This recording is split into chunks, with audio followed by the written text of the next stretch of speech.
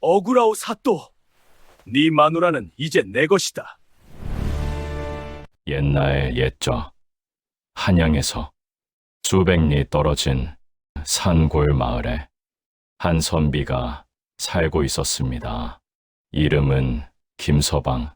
비록 가난은 했지만 학식이 깊고 마음씨 착한 선비였죠. 김서방에게는 세상에서 가장 소중한 두 분이 계셨습니다.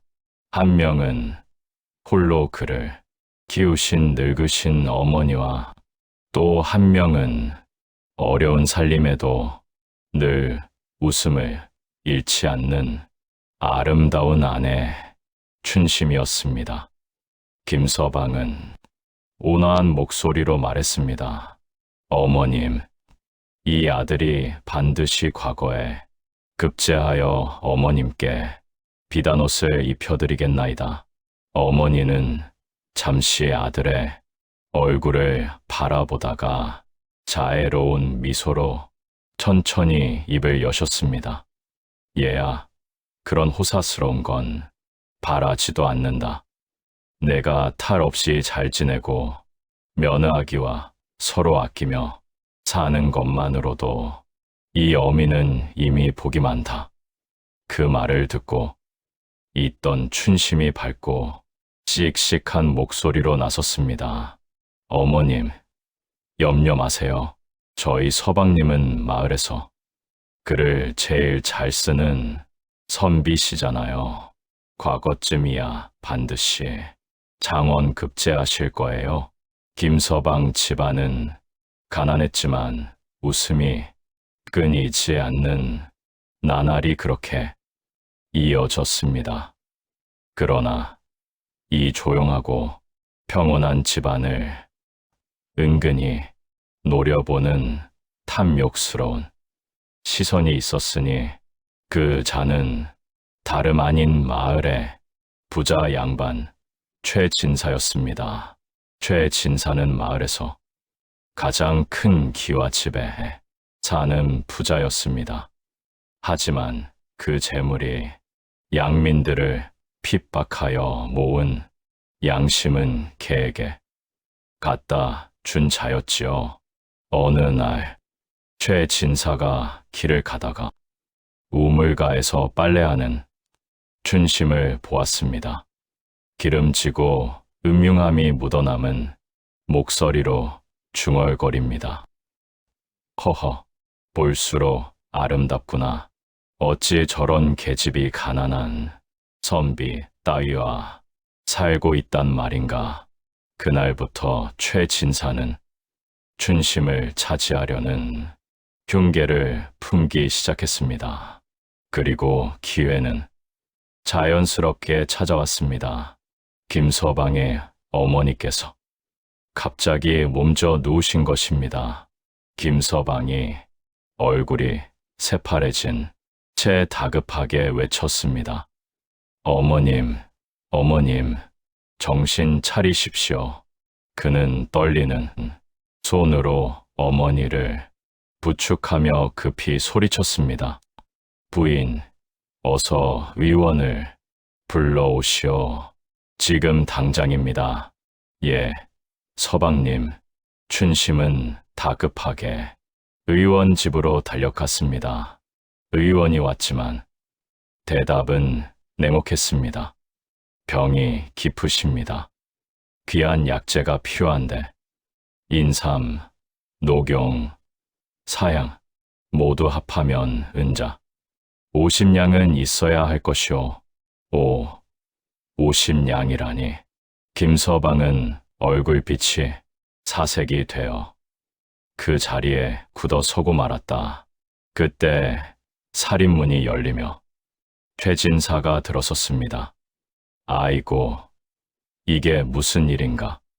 김서방 댁 어르신께서 편찮으시다는 소문을 듣고 이렇게 달려왔소이다. 최진사 어른. 최진사는 친절한 척하며 허허, 격식은 무엇하오. 우리 같은 마을 사람끼리 내 들으니 약값이 필요하다던데 은자 50냥쯤이야. 내가 빌려주지. 정말이십니까? 진사 어른, 이 은혜 평생 잊지 않겠습니다. 허허, 그래, 평생 잊지 말게나.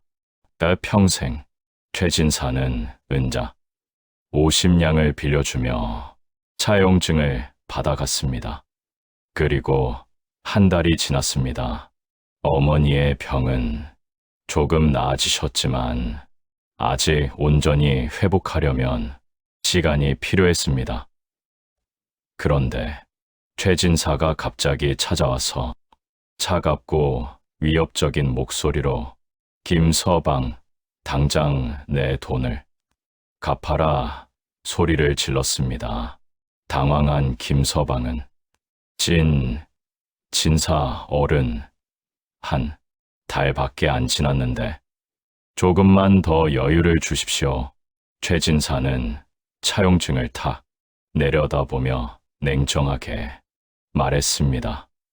한 달 안에 갚지 못하면 담보로 대신한다는 문구가 분명히 적혀 있지 않느냐고. 약조는 약조라며 한치의 물러섬도 없었습니다. 김서방은 억울함을 감추지 못한 채 떨리는 목소리로 호소했습니다. 집이라곤 헛간만 한 초가집 하나뿐이고 땅이라 해봐야 보잘것없는 밭도 몇 마지기가 전부라고 말입니다. 그러자 최진사는 의미심장한 웃음을 흘렸습니다. 자신이 정말 그런 하찮은 것들을 원한다고 생각했느냐며 잠시 뜸을 들인 뒤 낮고 위협적인 목소리로 본색을 드러냈습니다. 그가 원하는 담보는 땅도 집도 아니었습니다. 바로 김서방의 아내 춘심이었습니다.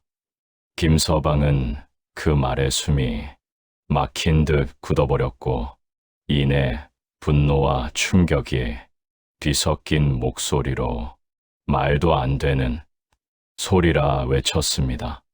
그러나 최진사는 비웃듯 말했습니다. 춘심을 자신의 첩으로 들이면 은자 50냥의 빚은 모두 없던 일로 해주겠다고. 김서방은 온몸을 떨며 고개를 저었습니다. 아무리 가난해도 아무리 막다른 길에 몰렸어도 춘심만큼은 내줄 수 없다고. 그녀는 물건이 아니라 자신의 아내이자 사람이라고 절규했습니다. 최진사는 얼굴에서 웃음을 지운 채 차갑게 말했습니다. 지금 당장 은자 50냥을 내놓지 못하겠다면 관아에 고해 김서방을 빚쟁이로 묶어 들여보낼 수밖에 없다고 했습니다. 그 말투에는 망설임도 자비도 없었습니다. 그 순간 안방에서 모든 이야기를 듣고 있던 춘심이 더는 참지 못하고 벌떡 뛰쳐나왔습니다. 온몸이 떨릴 만큼 분노했지만 눈빛만큼은 물러서지 않았습니다. 춘심은 최진사를 똑바로 바라보며 목소리를 높였습니다. 남의 아내를 탐하는 것이 부끄럽지도 않소.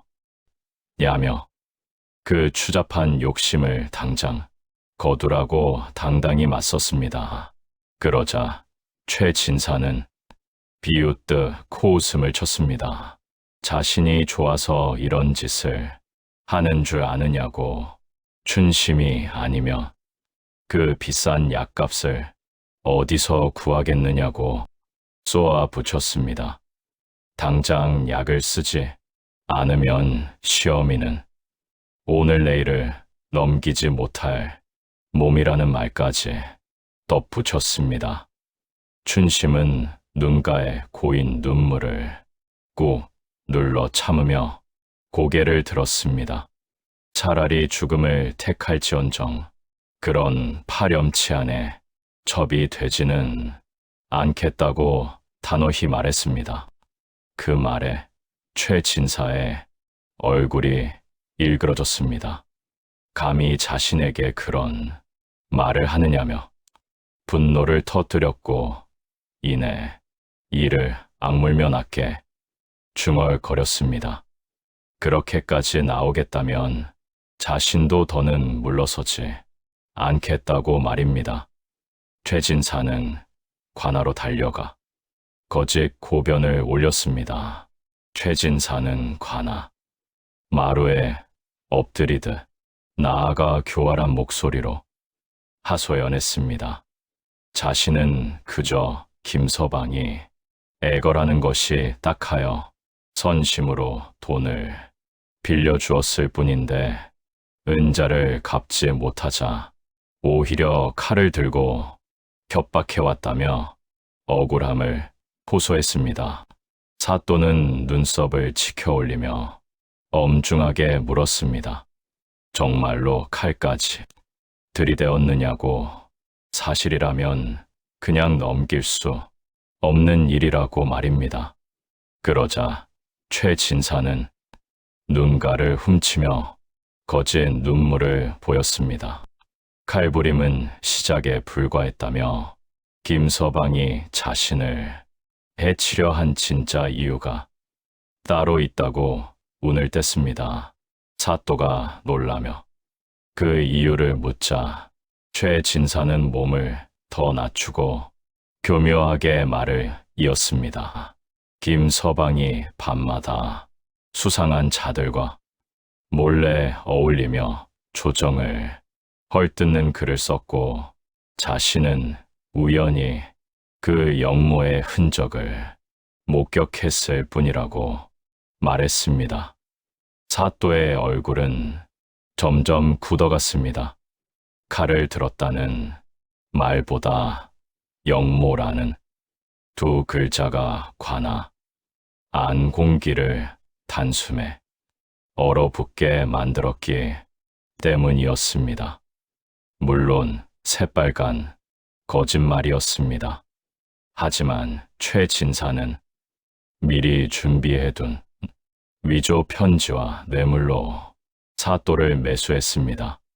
곧 포졸들이 김서방의 집으로 들이닥쳤습니다. 포졸들이 들이닥치자마자 거친 목소리가 동네를 울렸습니다. 역적 김서방을 당장 포박하라는 명령이 떨어졌고 포졸들의 손은 조금의 망설임도 없이 그의 팔을 움켜쥐었습니다. 김서방은 무슨 영문인지도 모른 채 황망히 외쳤습니다. 자신이 역적이라니 그런 죄를 지은 적은 단 한 번도 없다고 항변했지만 포졸들은 사또의 명이라며 입을 막아버렸습니다. 그 모습을 본 춘심은 울부짖으며 달려들었습니다. 서방은 결코 그런 사람이 아니며 모든 것은 최진사의 음모라고 절규했지만 그녀의 목소리는 쇠사슬 소리에 묻혀버렸습니다. 결국 김서방은 손이 묶인 채 관하로 끌려갔고 그곳에서는 가혹한 매질이 시작되었습니다. 사또는 차디찬 눈빛으로 증거라며 내민 종이를 흔들며 영모를 꾀한 사실을 자백하라고 다그쳤습니다. 김서방은 곤장에 맞아 온몸이 부서질 듯한 고통 속에서도 고개를 저었습니다. 억울하다며 영모 같은 생각은 꿈에서도 해본 적이 없다고 떨리는 목소리로 호소했습니다. 그러나 사또는 조금도 듣지 않았습니다. 거짓말을 그만두라며 바른 말을 할 때까지 곤장을 멈추지 말라고 명했습니다. 매가 내려칠 때마다 마루에는 둔탁한 소리와 함께 김서방의 신음이 울려 퍼졌습니다. 그렇게 김서방은 끝내 죄인으로 몰렸고 다시는 돌아오지 말라는 추방형을 선고받았습니다. 피투성이가 된 몸으로 집으로 돌아왔을 때 그를 기다리고 있던 것은 이미 숨이 끊어진 어머니의 싸늘한 모습이었습니다. 김서방은 마루에 주저앉아 절규하듯 어머니를 불렀습니다. 그러나 돌아오는 대답은 없었습니다. 늙은 어머니는 아들이 역적으로 몰렸다는 소식을 듣고 그 충격을 견디지 못한 채 그대로 숨을 거두고 만 것이었습니다. 김서방은 어머니의 관을 붙잡고 눈물로 얼굴을 적시며 흐느꼈습니다. 이 불효자를 용서해달라며 끝내 지켜드리지 못한 죄를 울부짖듯 토해냈습니다. 춘심은 무너진 남편을 끌어안고 함께 울었습니다. 모든 것이 최진사의 계략 때문이라며 떨리는 목소리로 이를 갈았습니다. 며칠 뒤 어머니의 장례를 치르던 날이었습니다. 상복이 아직 벗겨지기도 전에 그 최진사가 다시 모습을 드러냈습니다. 그는 관을 내려다보듯 교만한 얼굴로 말했습니다. 역적의 재산은 모조리 몰수되는 것이니 이 집도 이 땅도 이제는 자신의 것이라며 아무렇지 않게 선언했습니다. 그 말을 들은 김서방은 주먹을 부르르 떨며 고개를 들었습니다. 분노에 찬 눈빛으로 최진사를 노려보며 이 모든 비극이 그의 짓이었음을 떨리는 목소리로 토해 내려 했습니다. 최진사는 비웃는 얼굴로 이제야 알아차렸느냐며 지금까지 벌어진 일은 전부 자신의 손에서 나온 것이라고 태연하게 말했습니다. 그리고는 춘심을 내려다보며 더는 갈 곳도 없을 터이니 이제는 자신의 집으로 들어오라고 노골적으로 요구했습니다. 춘심은 본능처럼 남편의 등 뒤로 숨었습니다.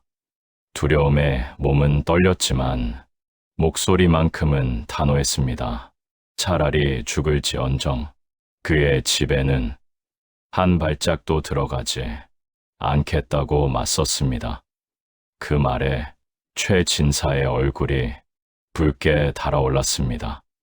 끝까지 말을 듣지 않는다며 분노를 터뜨렸고 며칠이나 버티는지 두고 보겠다는 위협을 남긴 채 돌아섰습니다.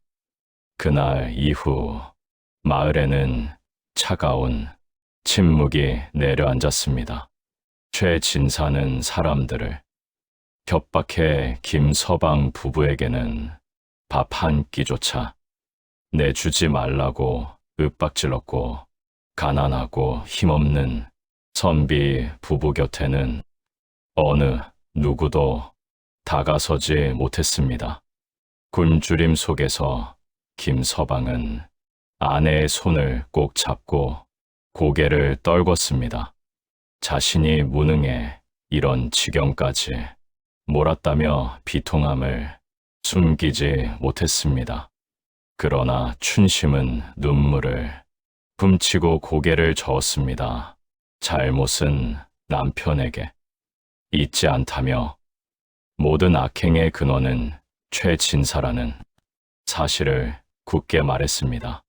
잠시 침묵 끝에 김서방은 결연한 표정으로 아내를 바라보았습니다. 이곳을 떠나 한양으로 가겠다고 과거에 급제해 반드시 이 억울함을 풀고 어머니의 원한까지 갚겠다고 다짐했습니다. 춘심은 눈물을 흘리면서도 고개를 끄덕였습니다. 서방님이 가는 길이라면 어디든 함께 가겠다며 다시는 혼자 두지 않겠다고 조용히 말했습니다. 김서방은 단호한 얼굴로 고개를 저었습니다. 아내는 이곳에 남아야 한다며 길이 험할 뿐 아니라 자신이 떠난 뒤에도 최진사가 춘심을 가만두지 않을 것이라고 말했습니다. 그러나 자신이 떠나 한양으로 향하면 역적의 아내라는 이유로 관가에 눈이 붙어 최진사도 함부로 손을 대지 못할 것이라 조용히 설명했습니다. 춘심은 그 말을 듣고 끝내 말을 잇지 못한 채 눈시울만 붉혔습니다. 김서방은 아내를 끌어안았습니다. 그리고 반드시 돌아오겠다고, 무슨 일이 있어도 약속을 지키겠다고 낮지만 굳은 목소리로 다짐했습니다. 그렇게 김서방은 짐을 꾸려 한양으로 떠났습니다. 그러나 그 앞에 놓인 길은 그가 짐작했던 것보다 훨씬 더 험난한 길이었습니다. 김서방은 홀로 길을 걸으며 마음속으로 어머니와 아내를 불렀습니다. 조금만 기다려 달라며 반드시 다시 일어서 돌아오겠다고 스스로에게 다짐하듯 되뇌었습니다. 한양에 도착한 뒤 그의 삶은 고단함의 연속이었습니다. 낮에는 품팔이로 하루를 버티고 밤이면 남루한 사당 한켠에 몸을 의지한 채 책을 펼쳤습니다. 굶주림과 추위가 번갈아 덮쳐왔지만 그는 끝내 책을 손에서 놓지 않았습니다.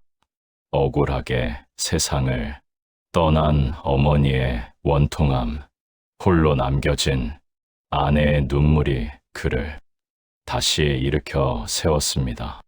조금만 더 견디자며 스스로를 다독이는 말만이 어둠 속에서 그의 숨을 붙들고 있었습니다. 시간이 흘러 김서방이 떠난 지 석 달이 지났습니다. 그 사이 춘심은 홀로 낡은 초가집을 지키며 하루하루를 버텨냈습니다. 어느 날 해가 기울 무렵 대문 밖에서 낯선 인기척이 들려왔습니다. 춘심이 경계하며 누구냐고 묻자 문 밖에서는 공손한 목소리가 들려왔습니다. 최진사가 보낸 사람이라며 쌀 한 가마니와 무명 몇 피를 전해왔다는 말이었습니다. 남편 없는 살림이 걱정되어 보내는 것이라 덧붙였지만 그 말 속에 숨은 뜻을 춘심은 단번에 알아차렸습니다. 춘심은 끝내 문을 열지 않았습니다. 필요 없으니 가져가라며 단호히 거절했습니다. 하인은 주인이 섭섭해할 것이라며 말을 보탰지만 춘심은 한치의 흔들림도 없이 돌아가라고 소리쳤습니다. 대문 밖의 발소리가 멀어지고 다시 정막이 집 안을 채웠습니다. 다음 날에도 그 다음 날에도 선물이 왔습니다. 쌀, 무명, 나물, 심지어 은자까지. 춘심은 모두 돌려보냈지만 마을에는 소문이 돌기 시작했습니다. 마을 사람들의 수군거림은 점점 노골적으로 변해갔습니다. 최진사가 춘심에게 계속 물건을 보낸다는 이야기가 우물가와 장터를 떠돌았고 남편도 없는 여인이 너무 매정하게 구는 것 아니냐는 말까지 따라붙었습니다. 그 말들이 쌓일수록 춘심의 발걸음은 점점 집 안으로 숨어들었습니다. 물 한 동이를 기르러 우물가에 나가는 것조차 두려워졌고 사람들의 시선은 그녀를 더 깊이 올가매었습니다. 그렇게 어느덧 1년이라는 시간이 흘렀습니다. 어느 날 저녁, 해가 완전히 저문 뒤였습니다. 낡은 초가집 대문을 두드리는 둔탁한 소리가 어둠을 갈랐습니다. 문 밖에는 다름 아닌 최 진사가 서 있었습니다. 그는 집 안에 사람이 있는 것을 알고 있다며 위압적인 목소리로 문을 열라고 재촉했습니다. 춘심은 떨리는 손으로 문빗장을 더욱 단단히 걸고 밤중에 무슨 일이냐며 간신히 말을 꺼냈습니다. 그러자 최진사는 대답 대신 문을 밀고 안으로 들어섰습니다. 그리고 품속에서 종이 한 장을 꺼내 흔들며 그것이 무엇인지 아느냐고 물었습니다. 그것은 바로 김서방이 그에게서 빌렸다는 은자 50냥의 차용증이었습니다. 방 안의 공기는 그 순간 숨조차 쉬기 어려울 만큼 무겁게 가라앉았습니다. 최 진사는 차용증을 춘심의 눈앞에 들이밀었습니다. 도장이 도려시 찍혀있지 않느냐며 은자 100냥의 이자까지 더하면 이제는 200냥이 되었다고 냉정하게 말했습니다. 춘심은 얼굴이 창백해진 채 억울함을 호소했습니다. 빌린 돈은 분명 50냥뿐이었지 100냥이라는 말은 처음 듣는 일이라고 떨리는 목소리로 말했습니다. 그러나 최 진사는 비웃듯 코웃음을 쳤습니다. 그것은 그보다 먼저 빌려간 돈이라며 남편도 없는 처지에 무엇으로 갚을 수 있겠느냐고 몰아붙였습니다. 춘심은 온몸이 떨렸습니다. 자신은 그런 일은 전혀 알지 못한다며 더는 말을 잇지 못하고 고개를 떨구었습니다. 그 순간 최 진사는 한 걸음씩 천천히 다가왔습니다. 모른다고 끝날 일이 아니라며 그렇다면 몸으로라도 갚아야 하지 않겠느냐는 말을 낮게 흘렸습니다. 춘심은 본능적으로 뒤로 물러났지만 그가 다시 한 걸음 다가오며 길을 막았습니다. 이왕 이렇게 된 것이니 자신의 첩이 되라고 그러면 빚도 모두 없던 일로 하고 좋은 집에서 편히 살게 해주겠다고 말했습니다. 춘심은 필사적으로 고개를 저었습니다. 자신은 아직 남편이 있는 몸이라며 제발 돌아가 달라고 애원했습니다. 그러나 최 진사는 냉혹하게 웃었습니다. 그 남편이란 자는 역적으로 몰리지 않았느냐며 이미 죽었을지도 모를 사람을 언제까지 붙들고 살 셈이냐고 비아냥거렸습니다. 그날 밤 그는 결국 춘심의 손목을 잡으려 했습니다. 춘심은 온 힘을 다해 뿌리치며 절규했습니다. 절대로 안 된다며 몸이 찢어질 듯한 목소리로 외쳤습니다. 그 외침에 최 진사의 얼굴이 일그러졌습니다. 감히 거역하느냐며 분노를 터뜨리며 춘심의 뺨을 때린 순간 춘심은 쓰러졌고 최 진사는 내년이 언제까지 버티나 두고 보자라며 코웃음을 치며 돌아갔습니다. 춘심은 이렇게 또 2해를 기다렸지만 서방님 소식은 여전히 접첩산 중이었습니다. 한편 한양에서는 김서방이 여전히 고생하고 있었습니다. 조금만 더, 조금만 더. 같은 시각 고향에서는 밤이 깊어가고 있었습니다.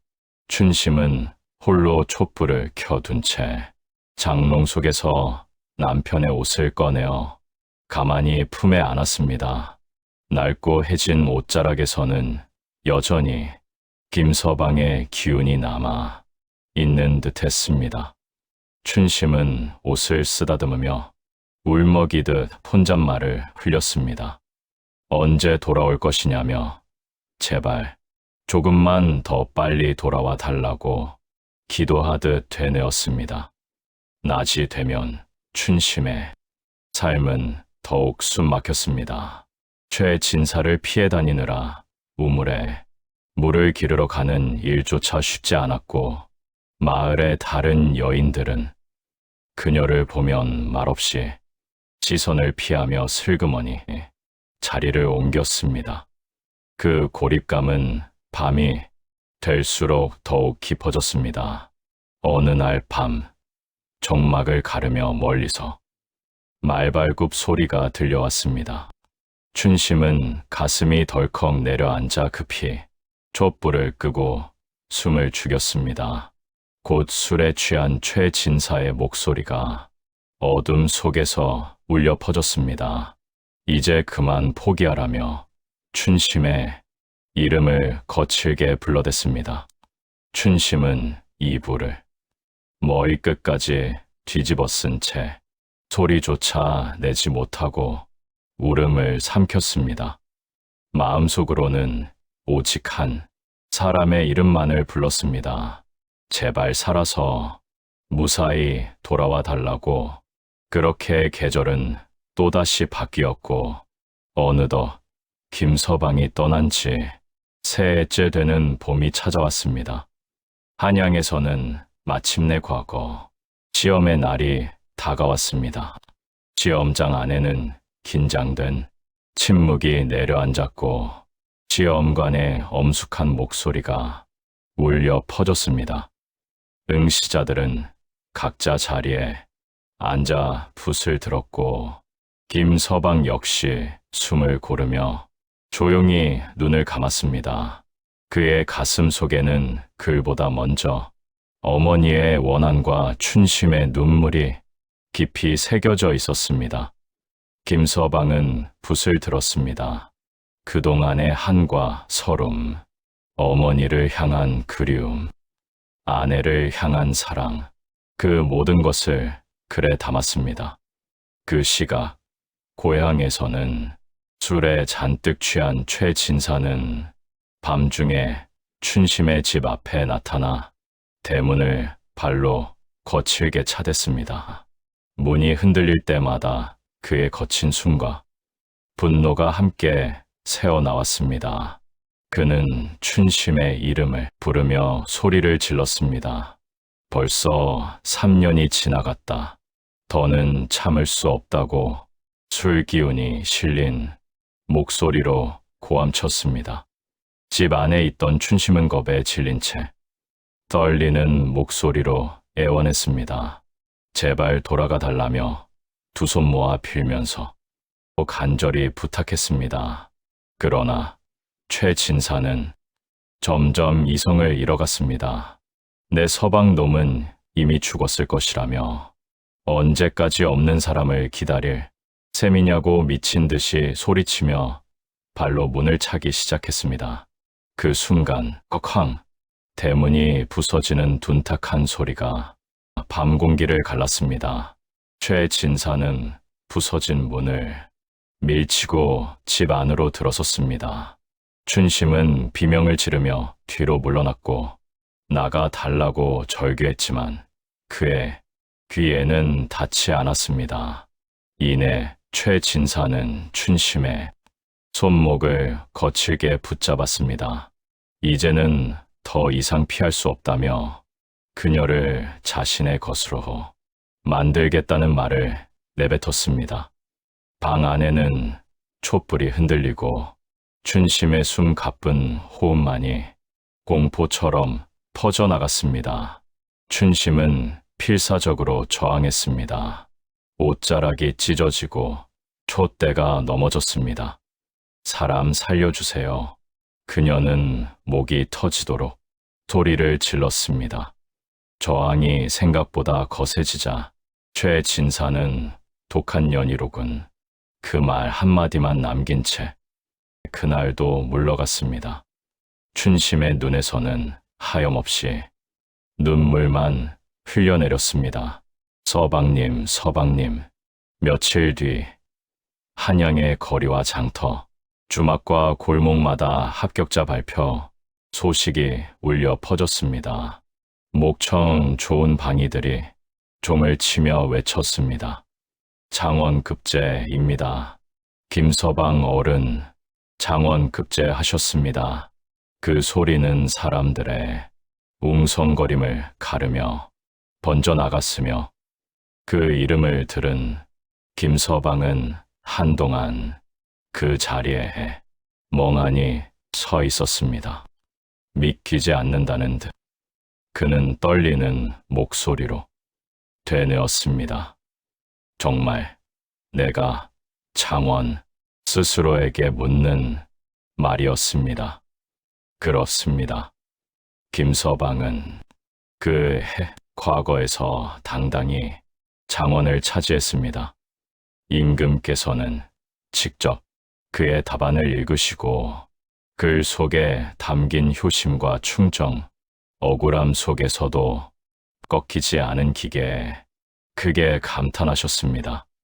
곧 어전으로 불려간 김서방 앞에서 임금은 위험 있으면서도 따뜻한 음성으로 입을 여셨습니다.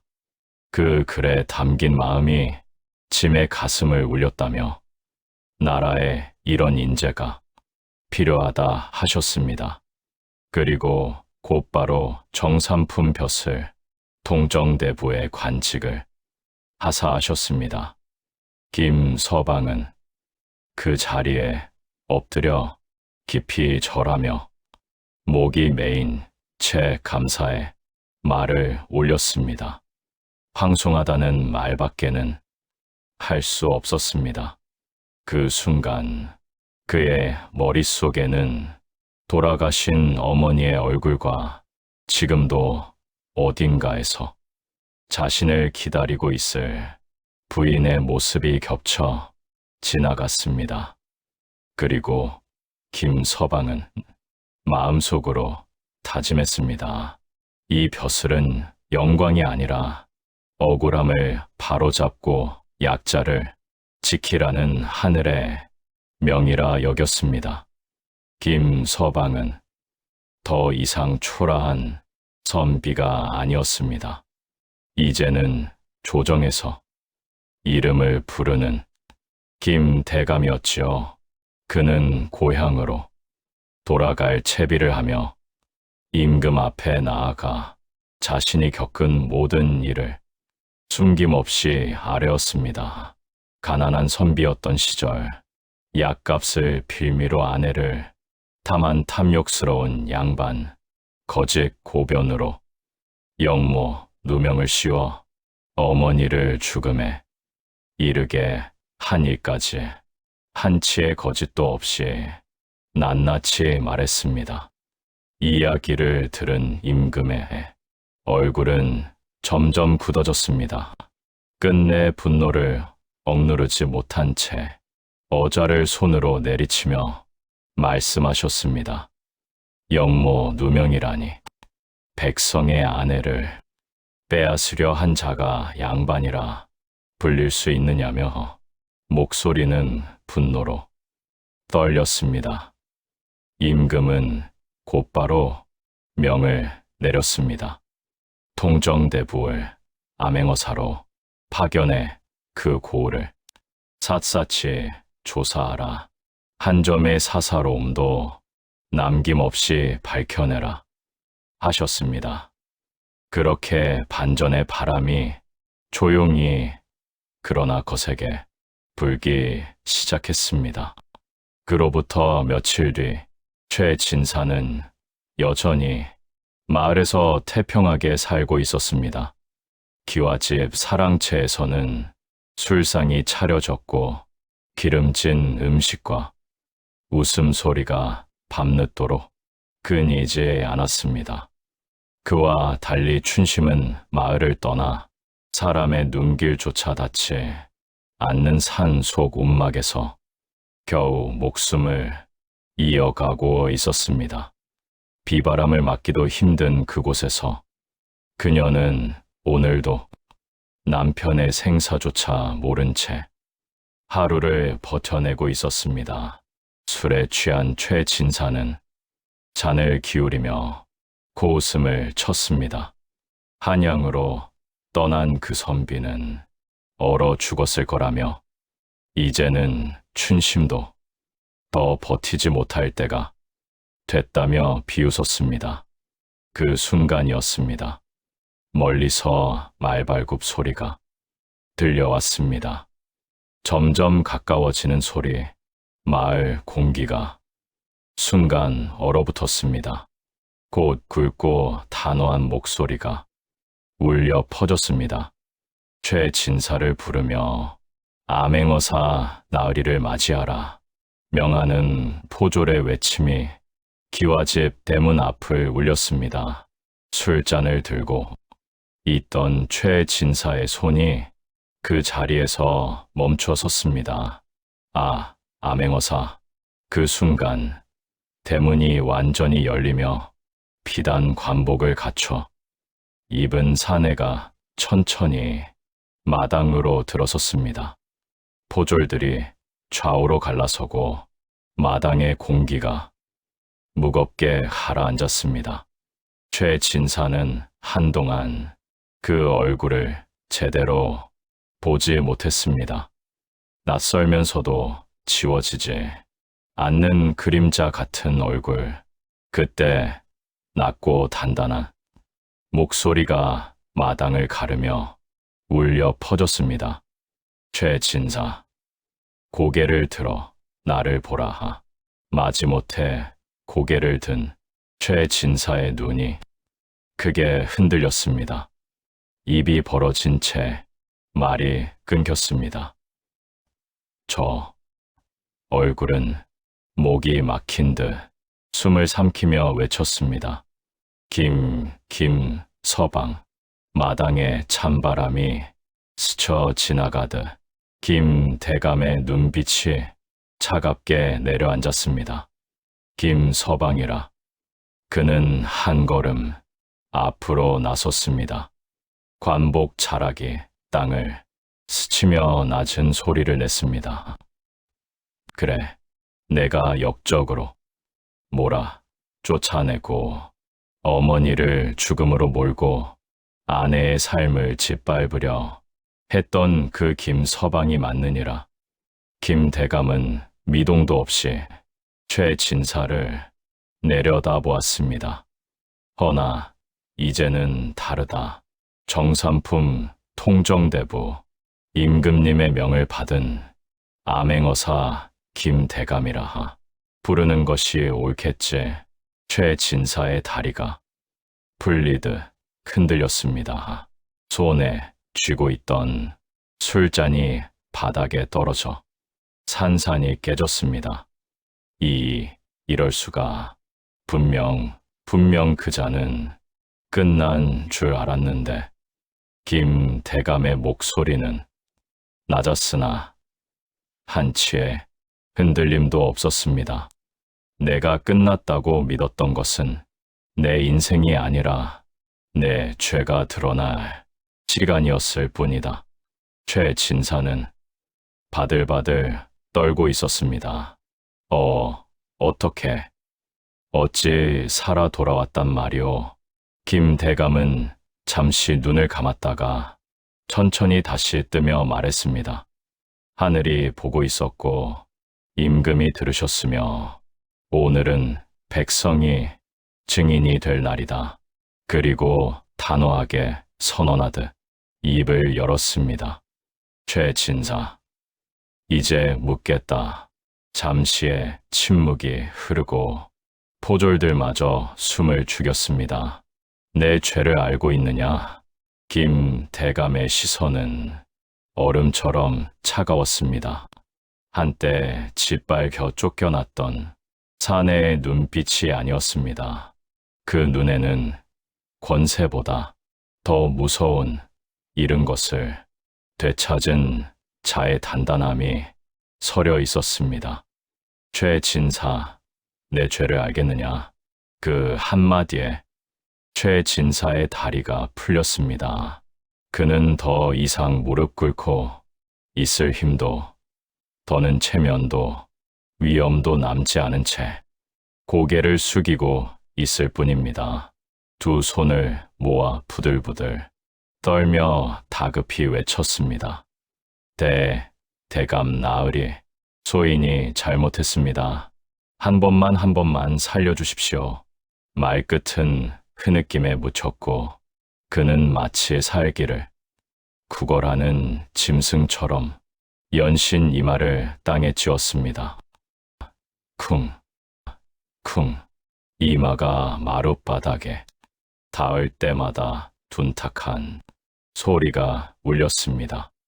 빗자국이 번졌지만 그는 살고 싶다는 마음 하나뿐이었습니다. 그러나 그 모습을 내려다보는 김 대감의 얼굴에는 조금의 동요도 없었습니다. 분노조차 이미 지나간 자리, 남은 것은 오직 차가운 판단뿐이었습니다. 김 대감은 천천히 입을 열었습니다. 지금 내가 빌고 있는 것은 용서가 아니라 목숨이겠지. 그 한마디에 최진사의 몸이 더 크게 떨렸습니다. 김 대감은 한 발 앞으로 나섰습니다. 붉은 인장이 찍힌 밀치가 그의 손에서 바람에 살짝 흔들렸습니다. 그 종이장 하나에 최진사의 남은 인생이 매달려 있었습니다. 김 대감은 천천히 그러나 또렷하게 읽어 내려갔습니다. 전교하노라. 그 한마디에 마당에 있던 포졸들조차 숨을 삼켰습니다. 최진사는 무고하여 선비를 역적으로 몰고 재물을 강탈하며 백성의 아내를 협박하여 첩으로 삼으려 한 바, 그 죄가 극히 중하니 최진사의 몸이 바닥에서 미세하게 흔들렸습니다. 그는 이미 결말을 알아차린 듯 입술을 깨물며 고개를 들지 못했습니다. 곤장 100대에 처하고 전 재산을 몰수하여 피해자에게 돌려줄 것이며 평생 옥에 가두어 다시는 세상에 발을 들이지 못하게 하라, 집행하라. 그 짧은 명령과 함께 포졸들이 최진사의 발을 붙잡았습니다. 안 됩니다. 안 돼. 그러나 그의 비명은 포졸들의 발소리에 묻혀 사라졌고 이내 마당에는 곤장이 살을 때리는 소리만이 메아리 쳤습니다. 하나, 둘, 셋. 그가 그토록 자랑하던 살찐 배와 뱃살이 곤장에 터져 나갔습니다.